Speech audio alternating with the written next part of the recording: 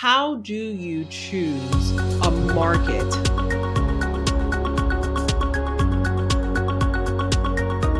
The cash flow in this market looks amazing on paper. All right, let's do this. Avery Carl, what's the number one market to invest in right now for short term rentals? I'm so glad you asked. The best market for anyone to invest in short term rentals is the one that you know enough about to not blow it. So many people look at these lists and pay people to find them the best cash flow. It doesn't matter what the spreadsheets say if you don't understand the market and the guest avatar coming to that Mhm. market at all. So the one that you know.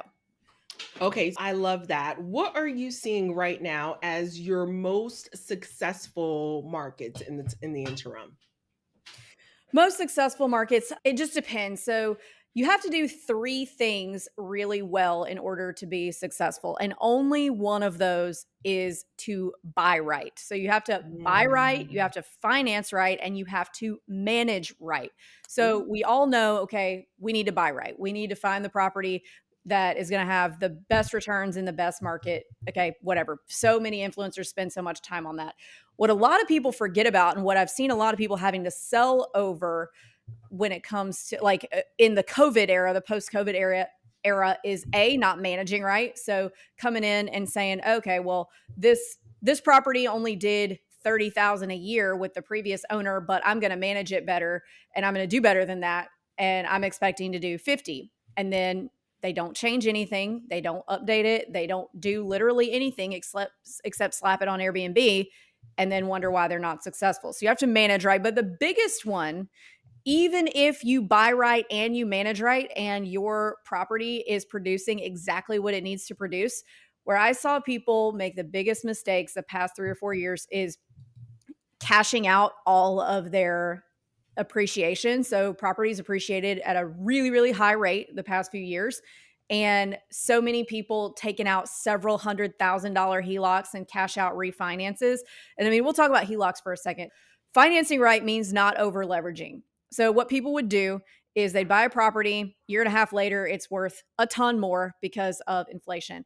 And also just the real estate market going up because demand was so crazy, and they take out like a $500,000 HELOC, and then they've got this one property that they is producing just fine. The income on it's great, but they've created so many expenses underneath it in order to go buy more properties that now it's no longer cash flowing at the expense of buying more properties. I think that to answer your question, again, it really depends on the market that you're in, how well you understand it, how well you manage, and the decisions that you make in terms of adding expenses to your properties. Okay, so I love that. What would your recommendation then be for an individual that's sitting on a pile of equity and they're looking to purchase their next property? Are you saying don't do a HELOC? Are you saying don't do a HE loan? Are you saying don't sell the property? What would be some considerations that someone should take into as they're looking for their second rental property, for instance? Gotcha. Well, sure as hell don't sell it, and I'm gonna come back to that in a minute. But, no, you can absolutely tap your equity, just don't tap the entire thing, just be conservative, and I saw people buying $1,000,000 properties and then taking $500,000 HELOCs and then going and buying more and then HELOCing those to where you get to the point of if one property doesn't perform right, or if one property something outside your control happens, like it burns down, then the whole rest of the house of cards that you've built comes tumbling down. So just be smart about leveraging your equity. Don't overdo it. And then also don't sell the property. So this one gets me a lot because and there's a lot of ways to be successful in real estate. Yeah. So I'm not saying that anybody's doing anything wrong because there's 1,000 right ways to do it. But here's why I don't sell stuff if it's performing and even if it has a lot of equity. What's that number one phrase we hear in real estate? The best time to buy real estate was always when? Now. Yesterday. Yeah. Oh, Second best time yesterday, is now. brother. Second Yes. best time is now. Yes. Absolutely. Yeah, I so think Warren yesterday, but Buffett was that Warren Buffett that said that, maybe? I keep it was somebody like that, one of those old Gotcha. rich guys. And I'll take one of my properties, for example. So I've got a property in the Smokies that I paid $125,000 for. And at yesterday's prices, at I bought that in 2016, so almost 10 years ago now. And that property does $75,000 a year. My mortgage on it is less than $1,000 a month. Why would I take that property at yesterday's prices and sell it and put myself now in a position where I have to replace it with something at today's prices where it's Mm, harder to find deals that work because interest rates are higher, harder to find deals that cash flow. I'm mhm. keeping those ones that are working. They're doing what they're supposed to do. So I'm not touching those. I don't care if my return on equity is, if you know, if it would take me 20 years to in income on that property to reach the amount of equity that I have in it now if I sold it. I'm not looking for that. I'm looking it's doing what it's supposed to do. It's cash flowing me. It's paying my bills. I'm not transferring yesterday's prices to today's prices. I'm hanging on to it, finding another way, whether it is, maybe it is taking a small HELOC in order to get something, be conservative, but I'm certainly not selling it. I love that. So you mentioned a trigger point. So with the higher interest rates, and the interest rate seems like it's rising, it's coming down a little bit, it's rising, coming down a little bit. Mhm. Everyone's talking about interest rates. Everyone's talking about saturation in the Mhm. short-term rental market. And for those of you who aren't aware, what we're talking about, short-term rentals, which are kind of like Airbnbs. My question to you, Avery, is how has your strategy adapted for your community? I know you have helped thousands of investors. What are you telling them right now? What advice do you have for those who are looking to get into their first property, but they want to be profitable in this high interest rate environment?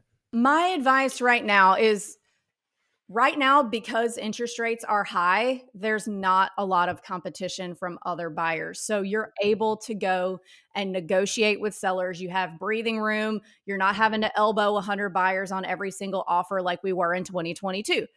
In 2022, you could not negotiate. You just had to go 100,000 over asking just because there were 1,000 other people offering. You weren't truly negotiating with the seller. You were trying to beat everybody else. Now you can negotiate with the seller. And I'm not saying that a lot of sellers are being truly negotiable, but if you put in enough low offers, you will eventually get to that seller who's had 10 low offers already. Here you come with low offer number 11, and they are like, fine, okay, getting rid of this thing. I'll give it to you for this. My advice is, I think we have, with the administration change and with rates, the Fed rates starting to be cut and the media rhetoric all being more around, okay, rates are going down, then okay, rates are going up. It almost is more important what the media is saying than what's actually happening, because that's what people hear. They listen to, whatever their favorite media outlet is every day. And depending on what they're saying about the economy, that's what everybody's going to believe. Whether it's, whatever's actually happening doesn't even matter almost. As that rhetoric continues to be a little bit more, okay, it's getting better, the rates are going down, it's going to cost you less money in interest to get a house, I think people are going to start jumping back in the market. I think we've probably got until about mid-February, so it's the week before Thanksgiving right now. I think we've got until about mid-February before we see a lot of people jumping back in, before we see rates continue to tick down. So now is the time to get those discounts. Rates are going to go down. They are. The real estate market has crashed. And I know a lot of people are like, wait, what? We're waiting for the crash. It hasn't crashed. Fewer homes were sold in both 2023 and 2024 than every single recession, depression since we've been recording what the real estate market is doing. This is the worst year we've ever had in real estate as a country in terms of how many homes were bought and sold. So there's only one way to go from here, and that's up. And it can't continue being just bouncing along the bottom. The rates are going to go down. We just don't know if it's going to be next month or 10 years from now. So, my advice, get the best discounts that you can on properties now while you have the ability to do that, where there's not a lot of buyers in the market. Make sure that the numbers work at the rates we have today. But when they do go down in the future at some point, maybe tomorrow, maybe 10 years from now, you have the ability to refinance, because you can never change what you paid for a house, but you can change what your rate is through a refinance, as rates change. So then for the person who's tuning in right now, they're like, "Okay, it makes sense. I need to be looking right now for an opportunity." So I want to circle back. One of the biggest questions we get asked in our community is about location. How do you choose a market for short-term rentals? I know you said you got to choose right, you got to buy right. So, how do you choose a market outside of, okay, a market that I'm familiar with? What then would be some of those key indicators to alert me my familiarity is good enough to make a decision in that particular market? So for me, I choose only vacation markets. So areas like beach markets, mountain markets, national park markets, areas where the majority of the real estate that's been bought and sold for the last several decades, decades, not years, has been vacation homes, second homes, vacation rentals.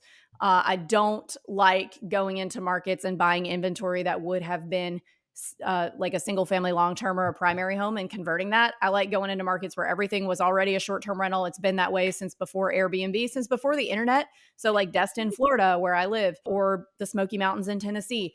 I like buying in these areas. And these are the areas I call them mega markets. These are the areas where people love to talk about saturation. But Mhm. there's a reason that there are a lot of sophisticated and successful investors in these types of markets. And it's because the volume of tourism is there to support that. The regulations are favorable to support that because there's little hotel presence in these types of markets. It's been the normal thing for the majority of vacationers in these markets for the last several decades to stay in cabins, beach houses, beach condos, and not hotels. I would focus on that type of market. And it's also because of all that longevity of the vacation rental industry in these markets.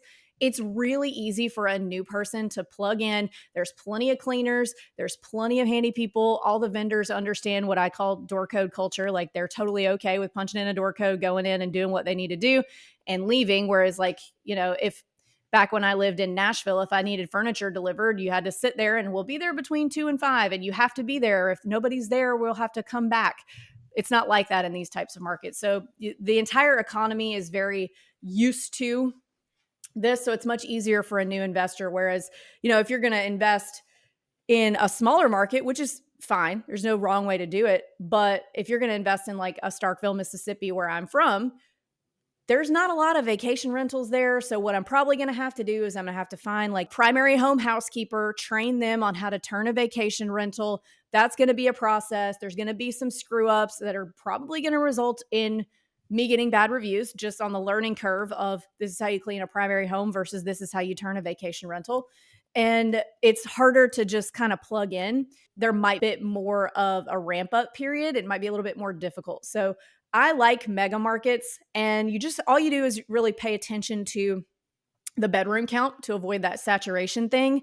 So typically, it's not entire markets that get saturated, it's bedroom counts within those markets. And it's very easy to see right on the data company websites like AirDNA, et cetera, which ones have the most rentals.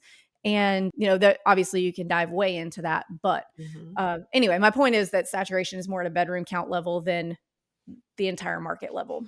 Okay, so some of our community members are just starting out. Could you tell us, like, we're five? So say a market has 1,000 listings total, and XYZ number of bed properties are a studio, and then you have one bedroom, and then two bedrooms, and three, four, five. Say the studio and the one bedrooms are about 800 of the listings, and then the three, four, five, you're divvying up the remaining 200 listings.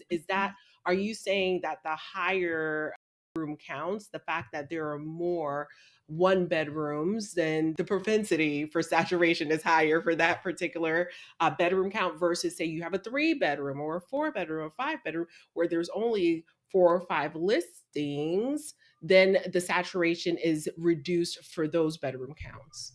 It just depends. And I'll give you my little hack. So Okay. if I'm looking at something in a market, and what I'm doing right now actually, if I'm not trying to use it myself at all for my family, in vacation markets. So I'm not talking about metro markets because then you get into competing with hotels, but vacation markets like the Smokies or Destin or, insert vacation market here. Studios and one bedrooms almost always make up less than 1% of the available rentals in a market. My studio that I was talking about earlier, I don't think I mentioned it was a studio, but that one that I paid 125,000 for, it makes 75,000. That's a studio. I own everything from studios to 5 bedrooms in the Smokies, and the studio and one bedrooms, while they don't make as much money, they are more consistent across all different points in the economic cycle. Mhm. So our bigger properties make more money and have a higher return on investment when things are really good or when things are good at all. But in this last kind of downtime of, I don't know, I'm going to call it a shadow recession that we've been in. They're not wanting to call it that, but I mean, it is. Our smaller properties have stayed on point. We have not lost really. We haven't seen much of a downtick in bookings at all. As a matter of fact, I think across our entire portfolio, we're actually up a little bit from last year. So we went down a little from 21, down a little from 22, but now we're up from 23. Anyway, quick hack is one bedrooms are almost always overlooked, but can be some of the best investments you can make. We've got a client, actually, he's one of my husband's best friends. We've known them for almost 15 years now. He, I think he's at like 40 one bedroom properties. So he owns cabins in the Smokies and then he buys condos in Siesta Key, Florida. Oh, yeah. He Okay. could buy whatever he wants. Mhm. He pays cash for all this, but he only buys one bedrooms. That's all he buys because he just likes that consistency. Love Cool little that. hack. Love that. Okay, so that's interesting. We have been hearing a lot about Airbnb bust. So, from your perspective, is it real, Avery, or is it just noise? What factors should new investors be looking at to make sure that they're looking at markets, maybe markets they're familiar with, but to make sure that they stay competitive and to avoid being caught in some of that Airbnb bust that may be prevalent in some areas. You just mentioned that there has been some volatility for those larger properties. Yeah, Airbnb bust. I think it's probably like three quarters noise and one quarter true. I think there's certain markets where, yeah, it has happened. So markets that had no short term rentals and all of a sudden had a flood of short term rentals, and then the market calmed down. Yeah. I would say those types of markets probably got hit worse. For me, what I've seen, I think a lot of people who bought in the right markets just haven't owned long enough to see that we're still on an upward trend. So, for example, my properties, I've been buying short term rentals since 2015, well before COVID. And across our properties, like, yes, we had our highest year ever in 21 or 22. And yes, we've gone down a little bit since then. But if you zoom out, so if you look at just 2020 to 2024, it goes a little bit down and then like we've got a very slight bump up we'll have for the end of 24, but it went down from 2020 to 2023. But if you zoom out and look at our, if it was a chart from 2015 to 2024, we were making, so at our highest on our two bedrooms and one bedrooms, we were making around like 85,000 a year. Those have dropped to like 75. Now they're back up to like 77. Back in 2015, we were making $45,000 a year on those and we were happy to get it. So it's still almost double. It's still, if you zoom out, it's very much an upward trend. And that thing that everybody's calling an Airbnb bust is not a bust at all. It's just a blip. But most people, since the whole trend didn't hit really until 2020, they just haven't owned long enough to see that it is still trending up. But we did have a several year blip. Love that. Love that. Okay, so you mentioned three things. We want to buy right, we want to finance right, and we want to manage right. So for those who are sitting in the back, the 77,000 does not happen by accident. This comes with managing right. I'm gonna put a pin in that before we Mhm. circle back. So the second thing you talked about was finance right. One of the common issues that the members of our community are facing is, oh my gosh, I need 25% down loan to get started. What say you? Well, you actually, if you're going to get a conventional loan, not a DSCR loan, conventional, which means it is based on your debt to income ratio. So your income and your debt does play a factor. You, for a conventional investment, you only have to put down 15%. So, that's a big chunk off of it right there. If you're going to use the property some part of the year, you can get a conventional vacation home loan for 10% down. So that's less than half the down payment of 25%. Now, That does, I would imagine your listeners are going to be a little bit higher income than the average person. So you probably have the room in your debt to income ratio to do that. But if you don't, like if, for example, you are a full time real estate investor and you do make plenty of money, but you use all of the tax strategies that real estate investing affords you to show that you don't make a lot of money to the IRS, where you can't get a conventional loan for very much because you won't get approved, there's DSCR loans, and the minimum for those, and those are based on, instead of your own debt to income ratio, they are based on what the property will make. So it's more of a commercial type loan. It's technically portfolio, but it works very similar to a commercial loan. Those, I think the minimum is 20%. I do own a mortgage company, or part of one, called the Mortgage Shop, and we do all of that stuff. And my partner, Brenna, is really the authority on all of that. But to answer your question, 10% down is what you need to be able to get started. Okay, I love that, Avery. And with financing right, could you give us 2 or 3 pointers that you have seen where someone may not have financed right? So, what are some pitfalls to avoid if we're looking at finance right? All right. You won't know that you didn't finance right until you decide you want to sell. You could be cash flowing fine, but you decide, okay, I don't really want to do this anymore. I don't like people, and this is dealing with people, whatever. Any number of reasons that people decide they don't like investing in real estate. The biggest mistakes that I've seen, where we've had even our own clients who we're now trying to sell their houses for them, and are having a difficult time when they get loans like a DSCR loan. Some of them have what's called a prepayment penalty, which means if you sell within 5 years, you have to pay them a prepayment penalty. They don't all have that, but some of them do. And this is back when they first started, when DSCR loans were new, they all had that prepayment penalty. And that was just kind of like what you had to do if you didn't want to do conventional. Using a loan type that they don't totally understand, so prepayment penalty, and then using the STR loophole and doing a cost segregation analysis so that they can lower their taxes, which is 100% what you should do. You should cost seg everything. But the last piece is that we've seen on several, like I would say a good handful of our listings, they did these two things. And then the third thing they did was take a big HELOC. Some of them were making enough money. Some of the properties were generating great numbers, like $1 million property doing like 200,000. But because they over leveraged when they wanted to sell, they've got a $500,000 HELOC to pay off. So we don't have a lot of wiggle room in price to be able to actually get it sold. They've got their cost segregation. They've got that tax recapture that they have to pay back. And then they've also got that prepayment penalty that they have to pay for selling in under 5 years. So now you've got quite a bit of, and the prepayment penalties are not cheap. I think they're a couple dozen thousand.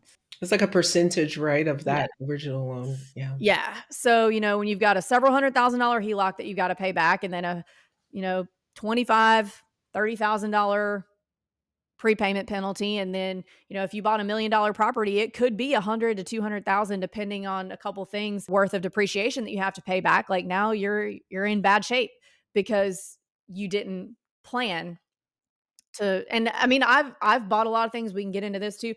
I've bought stuff where I was planning to never sell, and I've had to sell for less than what we paid for it. They weren't short terms, but anyway, it happened this year. So you kind of have to have the foresight to see, okay, I should not pull every single dollar out of this property just in case, because it's not if, it's when. If you buy enough real estate, eventually something's going to happen outside your control to make something fail. And that's okay. That's just part of it. But you just have to plan for, at all times, knowing that one property is going to fail. And it might not be anything that you did. It might be something completely outside your control, but you always want to have that buffer. And that's what I mean by financing right, is making sure that you understand all those little pieces so that you don't end up in that situation where, oh, my property's generating a ton of money, but I've messed up my expenses to the point that I'm not making any. Now I have to sell, but now I can't sell it for what I need.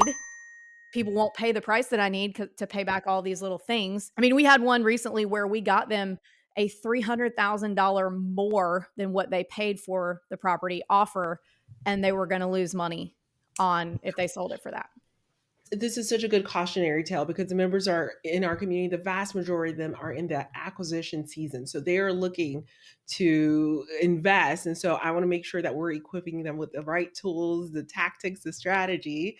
And so for those of you who are just tuning in, I have the amazing Avery Carl here with us. She is a rock star, both literally and figuratively. She started off with a salary, her W 2 was only at $37,000 a year to building a real estate portfolio of over 250 doors, guys. So she is the CEO of the Short Term Shop, the author of the bestseller Short Term Rental, Long Term Wealth. She's got a top ranked podcast with 1 million downloads. But what I love about Avery, I kid you not, is many of our members, they go to her, we send them to Avery to invest in certain markets, specifically in the Southeast, as well as some in Middle America.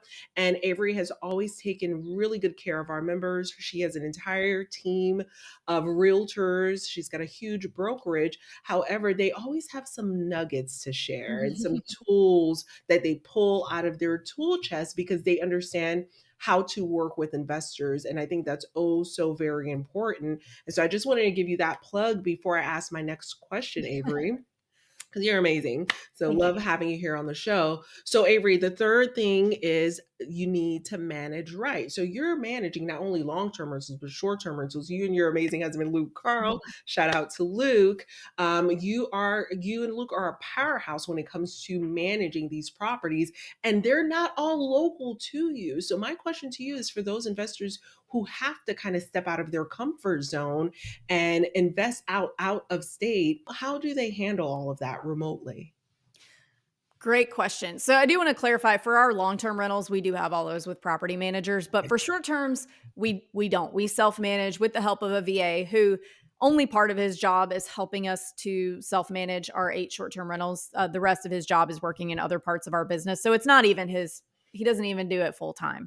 So So let me, it's I don't mean to interrupt you, oh but yeah, that's sure. interesting. Why would you not manage your long terms? I guess I don't know. Tell Yeah, me. yeah, I'll tell you. I'll 'Cause tell you. I So thought it would be easier. I don't have long term, so okay. So long educate me. terms are and this is going to probably be surprising to a lot of people. So it seems like short terms are going to be so much more work and such a pain in the ass, but they're really not because you can automate a lot of it. You've got a professional cleaner in there 3 sometimes times a week. And a lot of it is automated. The guests are there for a very short period of time. And so if you get a bad one, it's over in a few days. With long terms, it's actually more of a pain in the ass because you're having to run people's credit. You're having to check their employment. A lot of Mhm. times, they want to come look at the property that they're going to live in, rightfully so, right? You have to do showings and you have to check all of these things. And it's just a lot more stuff Yeah. than you would think. And with our especially with our apartment buildings, when somebody moves out, like they're doing God knows what in there for how many years. You have no idea how they're treating that property. Whereas with Yeah. a short term, you got somebody in there 3 times a week or twice a week or once a week at least Yeah. cleaning it. And you have no idea if these people swept one time in the 2 or 3 years that they lived there, or if they, cooked with grease and never wiped any of the little splatter off, or like you just don't know. So most of the time, more often than not, we have to do not a full rehab, but like at least new paint, new floors, probably paint the cabinets, sometimes replace appliances because if they like break refrigerator shelves and stuff. So it's just more annoying. And it seems like it would be easier because, oh, you check somebody in, they move in and then they're there for a year. But really, and then you have all the maintenance calls and things. So it's just easier to have a management company manage all that and be checking employment and checking references and things like that. Gotcha, gotcha. Okay, sorry for that little detour, but I was like, wait a second, this is different. Okay, so let's talk about a remote management of your short-term rentals. Is it possible? How do we get this stuff done?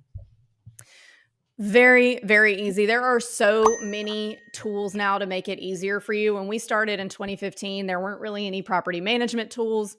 There wasn't even AirDNA. There was nothing. But really, the two people you start with 2 people, your cleaning person and your handy person, and then you need 3 pieces of software. You need your property management software, which we use Hospitable. So what that does, there's a lot of them that do it. Hostfully, Host Away. There's a lot of really good ones, but we use Hospitable. And what that does is it pulls all of your listings from all the different places that you post them into one dashboard, making it really easy for your messaging, for edits, for keeping up with your analytics, things like that. Then you have Price Labs, which there are a few other ones. There's Beyond Pricing, Wheelhouse, but Price Labs is the one we use.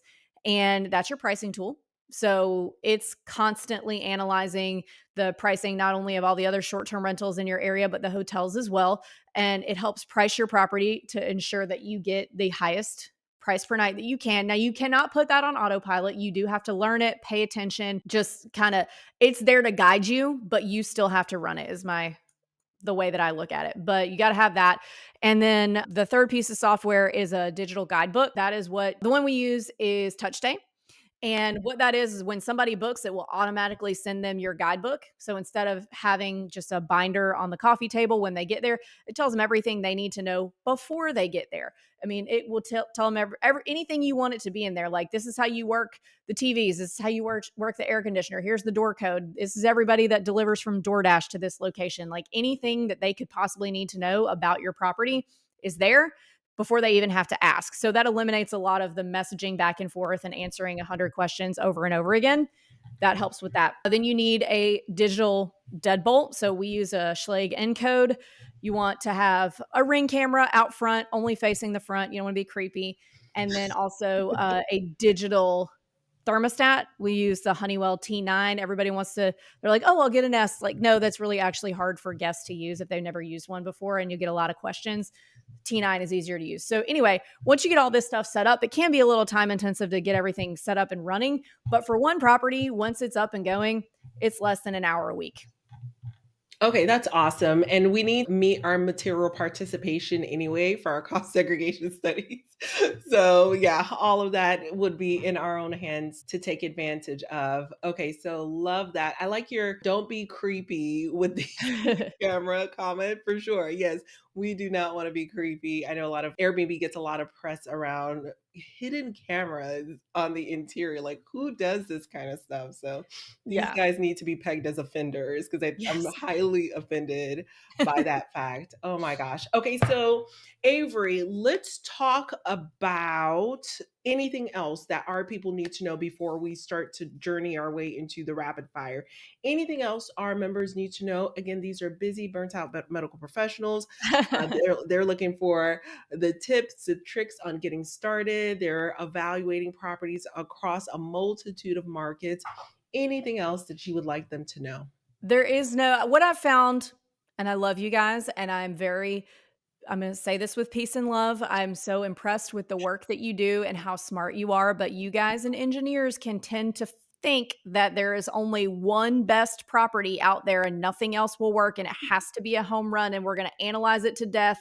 And there's only one. And I got to find that one that's going to do this.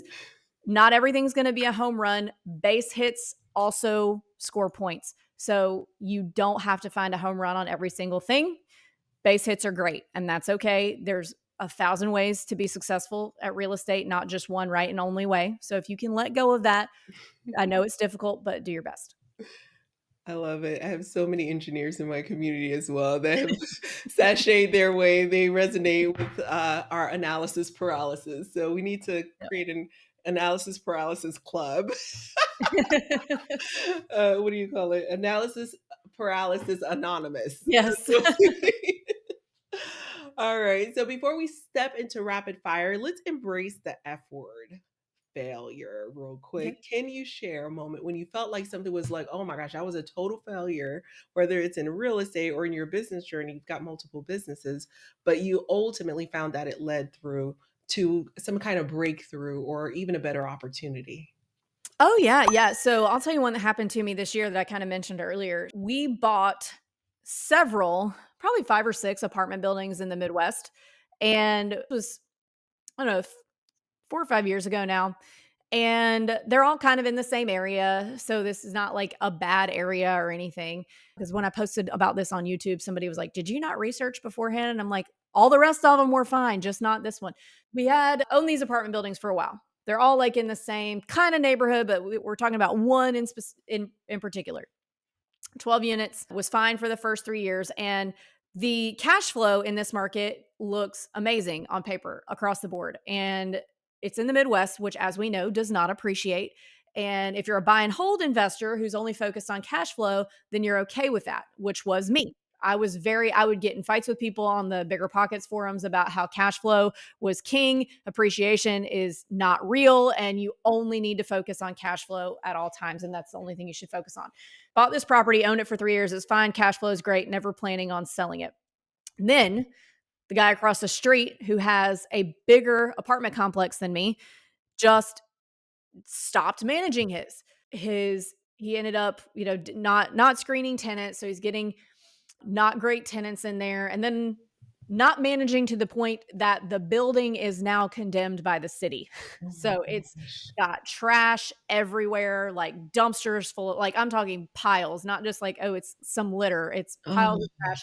There's people squatting in there. Obviously, there's a lot of crime, a lot of drugs. They're coming across the street and breaking into our units. Our people now don't feel comfortable, so Yeah. they're moving out. And we're having to rehab units that we already rehabbed because we rehabbed them. People moved in, people moved out, people across the street break in, punch holes in the walls, do all kinds of things. Oh my gosh. Yes. And by the way, the police do not care about upset landlords. They've got better things to deal with. So, Right, like we real call, crime, I guess, right? yeah. So we called the Murders. police, yeah, multiple times. Oh, Nothing's going on. So about a year and a half into this, we're like, all right, the return on energy is no oof. longer there. We've Wait, put so wait, much wait, time. wait. For those sitting in the back, just say that one more time. The what? The return on energy. So it is Oh no my longer worth our energy to continue doing this because it's not getting better.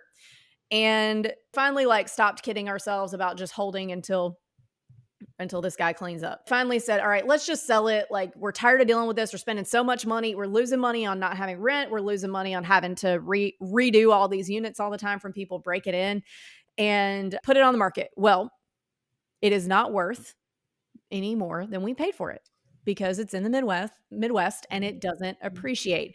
So, appreciate. Yeah. yes, and it's also the worst real estate market in recorded history. So people aren't buying stuff. Rates are bad, which makes income look worse, which makes in commercial real estate, which makes the value go down. No appreciation.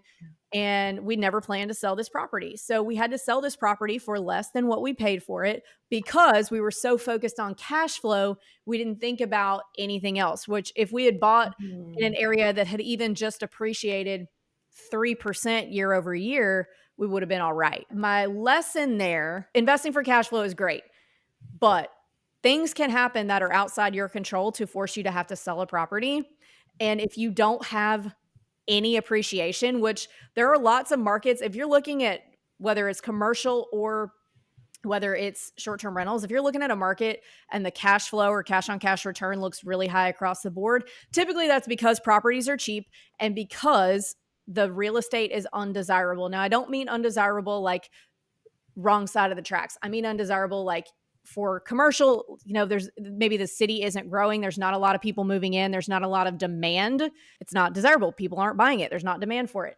Yeah. In short term, it's usually for a different Yeah. reason, that there's not a lot of tourism because there's not a lot of people coming there. There's not a lot of demand for these. So when you see markets that are across the board really high income or high cash on cash return or high cap rate, there's usually a reason for that.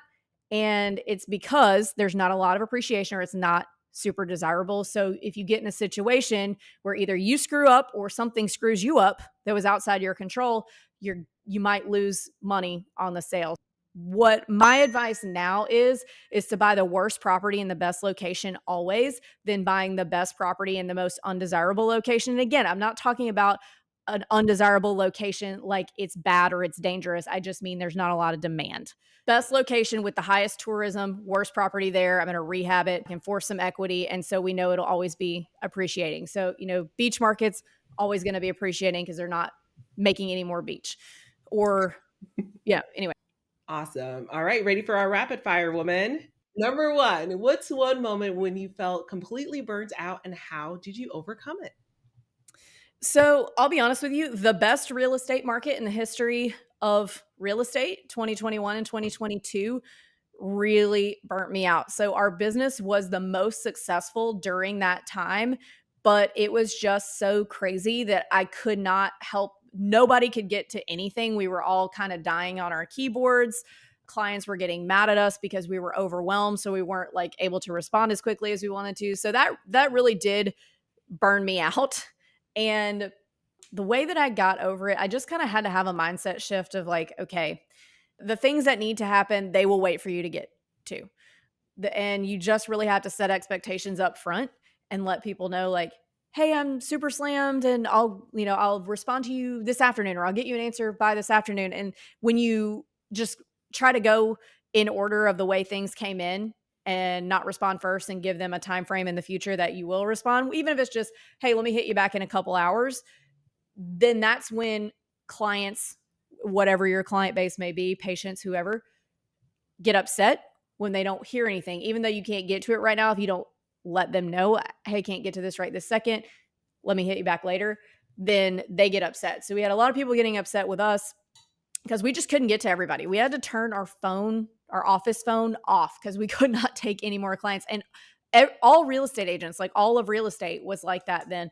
And I'm grateful for that time. We were very blessed by the busyness, but it did burn me right out.